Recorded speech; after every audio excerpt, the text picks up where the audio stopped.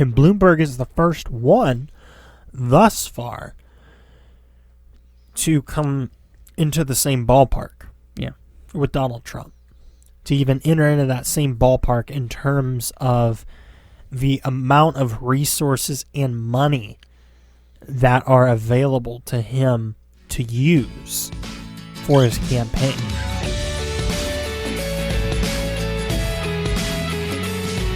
Hello, everyone. My name is JD. And this is Logan. And we want to thank you for watching this edition of the WireTap. Michael Bloomberg has decided that he's going to run for president. Yay! Hooray! And he's coming in at a really unique time. Here we are in the middle of November, or entering the middle of November. Oh. And, I mean, I guess better late than never. I can tell you why. It is because Mr. Bob O'Rourke did drop out of the race. He was intimidated. There is a large amount of disenfranchised voters right now. They have nobody who can speak to them. Mainly because Beto would speak in Spanish, so they don't understand English. That is true. They have no one whom speaks to them. But Bloomberg is he's unofficially thrown his hat into the ring. All signs are pointing to that he is going to declare sometime in this coming week or this week, and he might have already done that by the time that you're viewing this. Awkward. But as of right now, as of time of recording, he is not yet, but all signs are pointing to it. He's mobilizing staff. He's mobilizing everything to get a campaign off the ground very late into the game. Yeah. And this comes from the Daily Wire. And he has a strategy to win. He has a way that he's going to win the primary. He's going to skip That's good. 4 of the early primary states. He's going to skip Iowa, New Hampshire, South Carolina, and Nevada. So is he just not going to campaign for those, or is he just not even going to go on the ballot? He is not going to set up offices. He's not going to send staff there. He's not going to do anything in those states. He's going to take those states as a loss. But what he is going to do is he is going to concentrate all of his efforts then on the Super Tuesday states that he would have a possibility of winning. I am very interested to see how he does in these early primary states despite him not campaigning there or doing anything in those states. It would be really interesting to see if how he does. Yeah.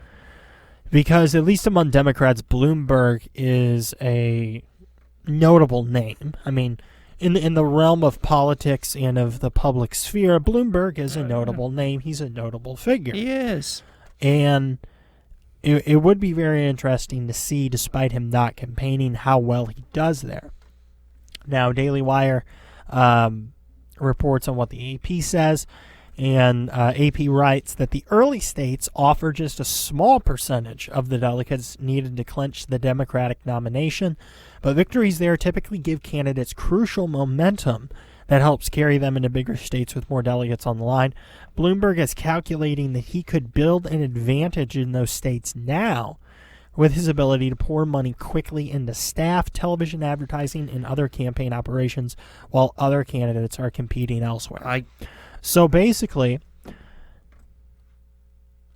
I'm not going to discredit this right out.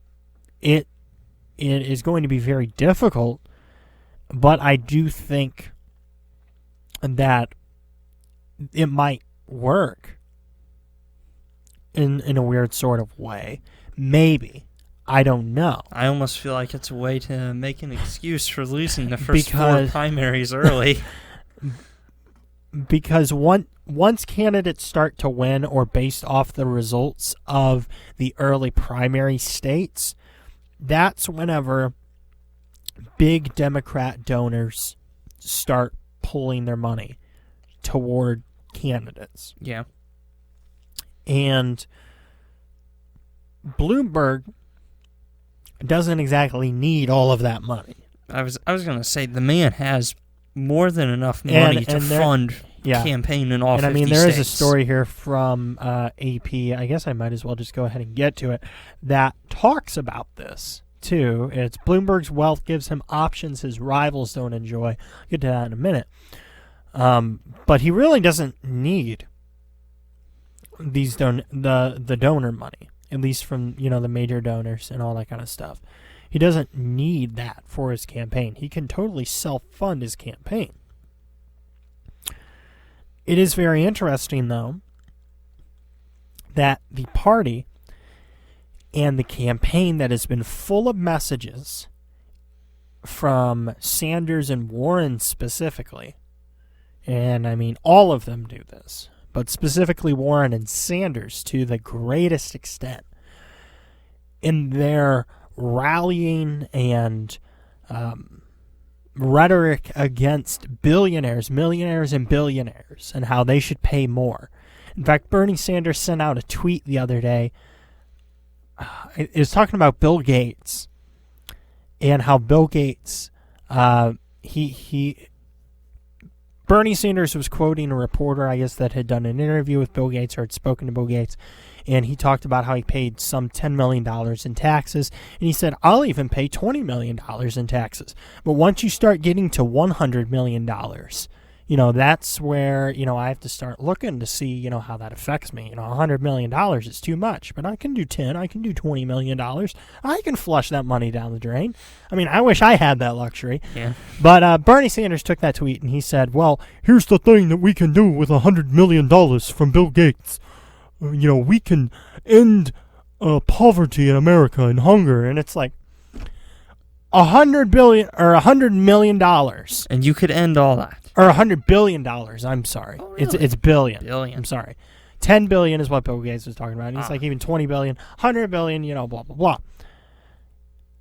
$100 billion on our budget is nothing. Is, in retrospect, not a whole lot. You mean to tell me that a Congress, on both sides, a bipartisan lack of fiscal responsibility and frugality with the monetary funds and the Fed and everything with the federal government, you mean to tell me they wouldn't pass that they would not add on $100 billion for that if it would eliminate that? You mean to tell me that won't happen, and that's why we need to tax the crap out of the top, echelon of American income earners who fund the businesses, the enterprises, the corporations that employ middle and lower class Americans?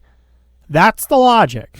The $100 billion that we could add on to the budget, because nobody cares about fiscal responsibility in Washington anymore anyway. So what's the harm? What's the harm? The economy's going to crash and everything's going to burn and we're going to go bankrupt anyway. So why not go out with a smile on our face?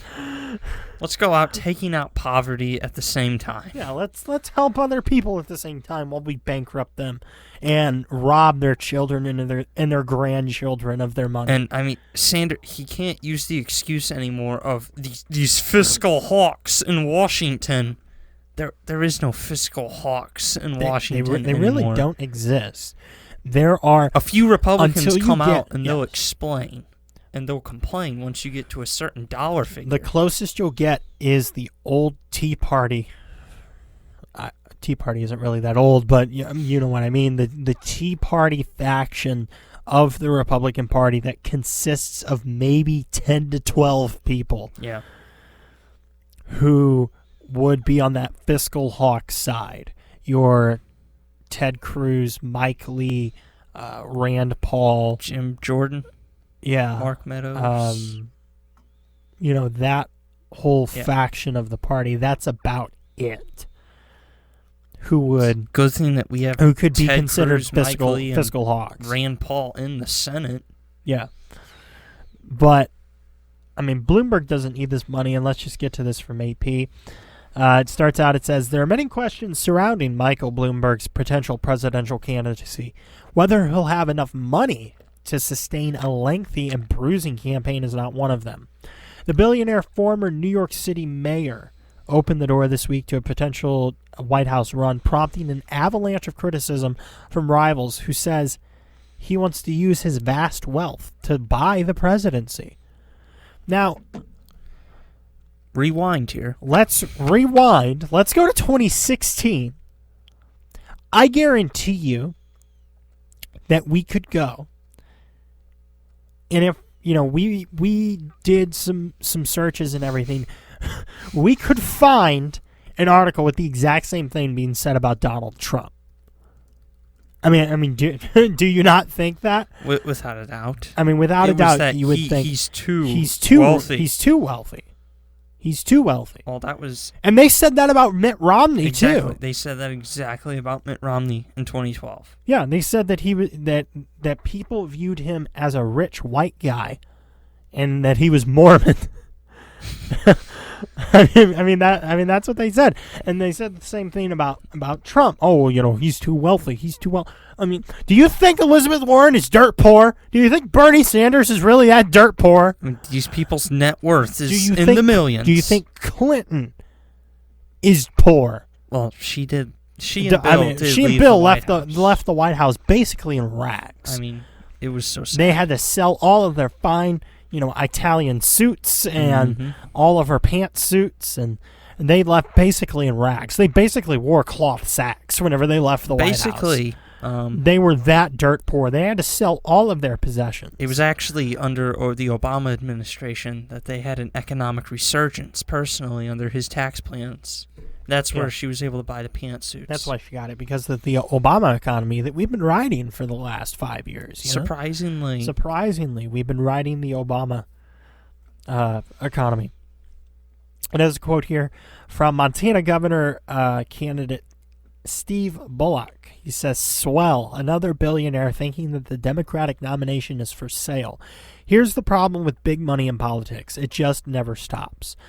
Progressives who believe the wealthy have outsized influence in politics have pushed Democratic White House hopefuls to reject big money in politics, and they've had considerable success thus far. The cash race has been celebrated as a triumph of small-dollar grassroots contributors who have fueled the campaigns of Bernie Sanders and Warren over big-dollar donors in the Democratic establishment.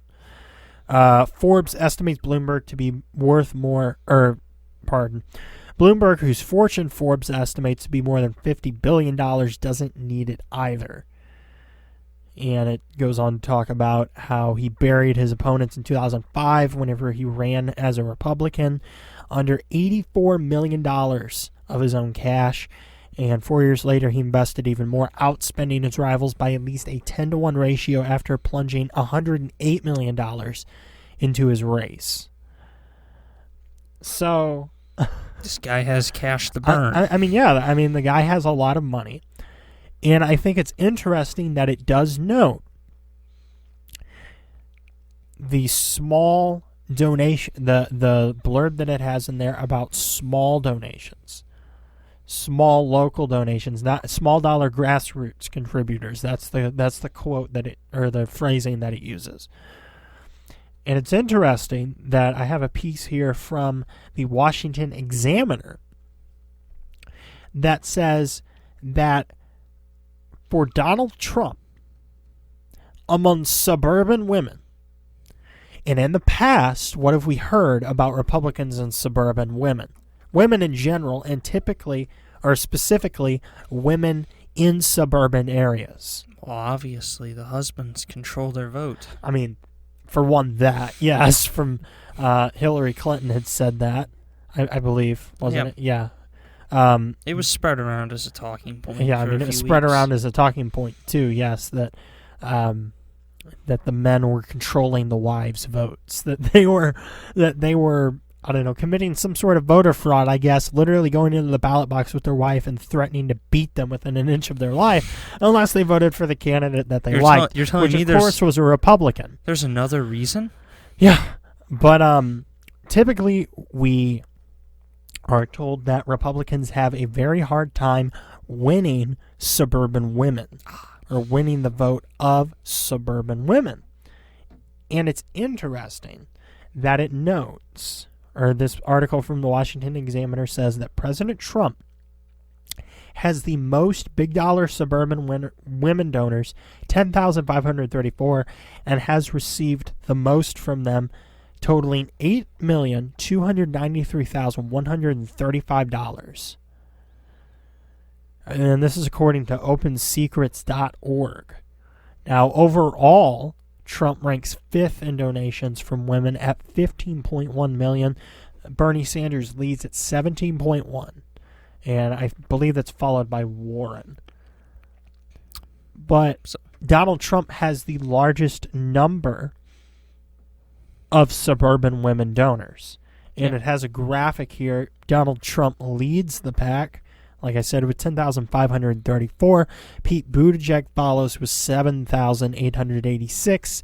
Kamala Harris closely behind him with 7,700. Elizabeth Warren with 6,100. Joe Biden with 5,900. And then a huge drop-off, Cory Booker with only 3,300 women donors. And, of course, the more donors, typically means more money. And Donald Trump, as I said, leads Buttigieg by about 3,000 donors, and he leads Buttigieg by just under $1 million for that 3,000. So the 3,000, the $1 million about difference between him and Buttigieg. But it is interesting to note that the thought is, or the typical perception, is that Donald Trump, pays for everything himself. Yeah. Pays for his whole campaign itself. And that's, used in some circles as a positive. Oh, he doesn't need donor money. He's not beholden to anyone. He's not beholden to anything. He doesn't have to support any policy or have any position that he doesn't want to take. And he doesn't. Yeah, and he doesn't. But that's also, used in the other way to slam him and be like, well, look at that. He can't get anyone to support him, so he has to pay for it himself. Blah, blah, blah. Donald Trump. But, bad man. Between the Republicans, his own donations, and his own money, he far exceeds the money of any other candidate besides Bloomberg. He doesn't need it. And Bloomberg is the first one thus far to come into the same ballpark with Donald Trump. To even enter into that same ballpark in terms of the amount of resources and money that are available to him to use for his campaign. That being said, Trump has a very strong, not to use the term, grassroots support of money pouring in through the Republican Party and through donations. Yeah. I think I was kind of surprised. I'm kind of surprised that Kamala's still in. Because I believe, did we not mention it last episode that she's pulled out in New Hampshire, or was that just you and me talking? That might have just been you and me talking. Yeah. We haven't done an episode or anything. Yeah, we hadn't done an episode in 2 weeks, as I know that y'all noticed. But yeah, she's pulled all of her resources out of New Hampshire, not Iowa yet. When's the next debate?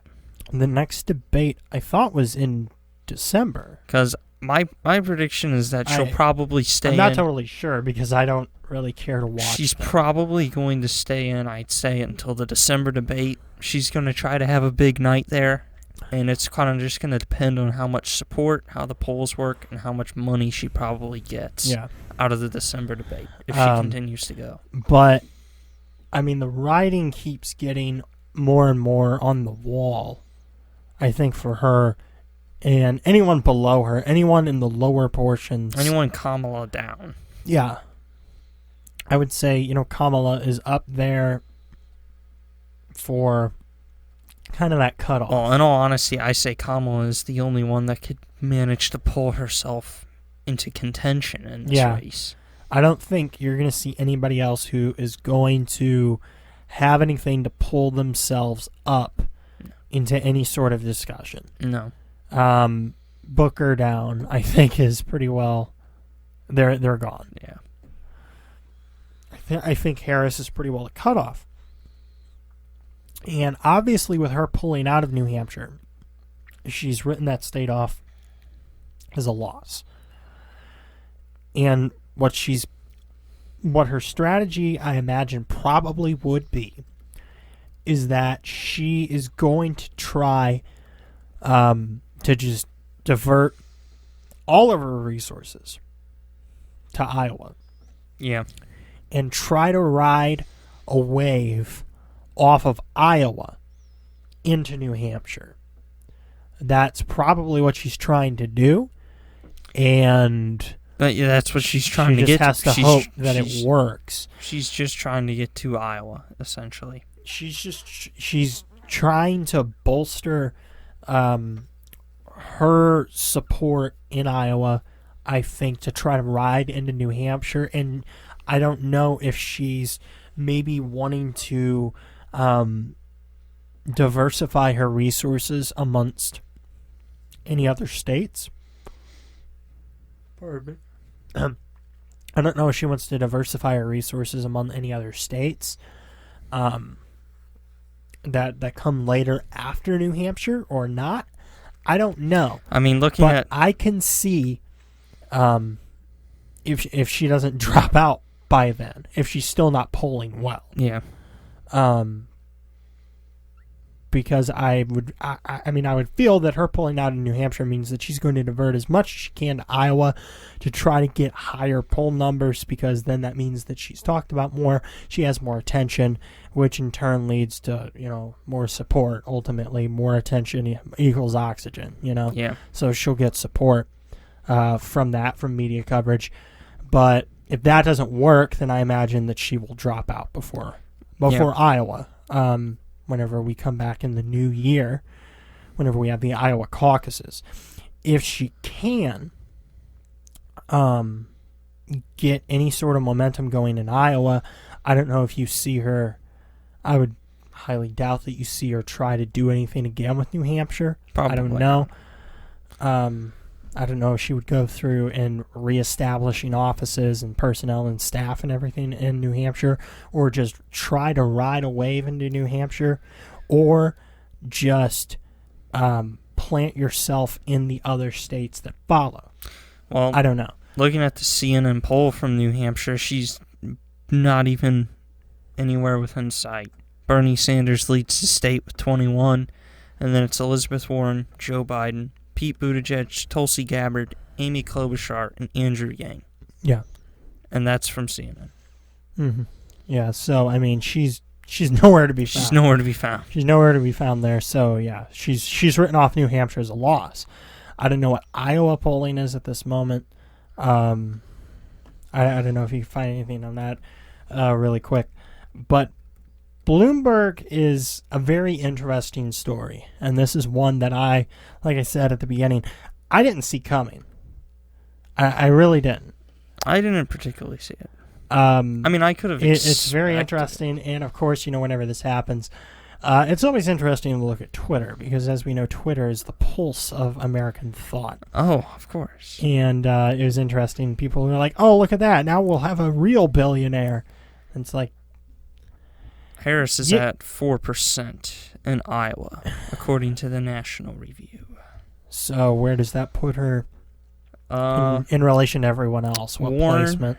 Warren, Buttigieg, Sanders, Biden, Klobuchar, Harris. So what is that? Sixth?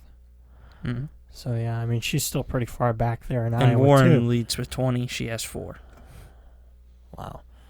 And what was the order on that again? Warren and Buttigieg, Sanders, Biden, Klobuchar. Biden's at 15, Sanders is at 17, Buttigieg 19, Warren 20. Biden's just I mean, he's just there. He's just there. It's like he's staying where he is, and everybody else is gaining on him. And everyone else now is gaining, passing and him. now they're surpassing him, and Biden is just kind of there. I don't know. It's kind of interesting. I really would rather not see Elizabeth Warren, though, win the nomination. Because, God in heaven, I don't know if I could take a whole cycle with her. It would be, she's not as agonizing as Hillary Clinton because she at least acts like a human being in some way. Joe Biden would be the most bearable one to watch a cycle with. Honestly, yes. Because Bernie Sanders, he just yells the whole time. So. Bernie Sanders would get on my nerves after a short while, and Warren would too. She's better than Clinton. Yeah. I mean, they're all better than...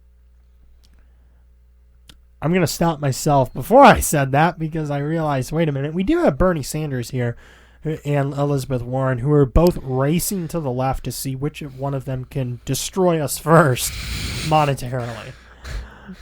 But Bloomberg is going to be a very interesting story to watch, and this is probably not the last that you're going to hear about him from us. But we want to thank you for joining us on this edition of the WireTap. I know that we didn't get to one last week, so it's been 2 weeks since you've seen us. And as we get here to the holidays, stuff happens. It gets kind of crazy, and I know